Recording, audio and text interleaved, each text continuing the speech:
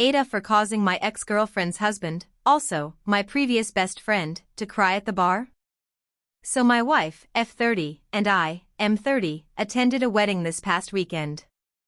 Also, my ex-GFN, 31F, and her husband Jared, 31F, attended the same wedding. For some historical context, I've had 2 serious relationships in my life. And I dated for 4 years and it ended with her cheating on me. At the time, Jared was the one who witnessed it wasn't him, and called me immediately to tell me about it. Jared and I grew up together and were best friends for a long time. After this relationship with an ended, I met my now wife and we've been happily married for 6 years. We have a beautiful boy together and couldn't be happier. About 2 years ago, Jared reached out and asked me if it would be okay if he could start dating in.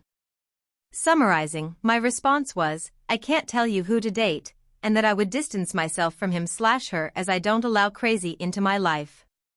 He told me he understood. A month later he let me know they were dating and still wanted me in my life. I held firm with my boundary even though I considered him my best friend and really looked up to him. Fast forwarding, they are now married and are expecting a little boy in the fall. Back to the wedding night this weekend. My wife and I congratulated both and Jared in person and we had a pleasant catch-up/conversation between the 4 of us. Afterwards, we all went to an after-party at a very crowded bar. Jared and I were both pretty inebriated at this point. He proceeded to tell me he missed me and loved me and was glad that we were going to be best friends again. I paused for a second and then told him that while I love him nothing has changed.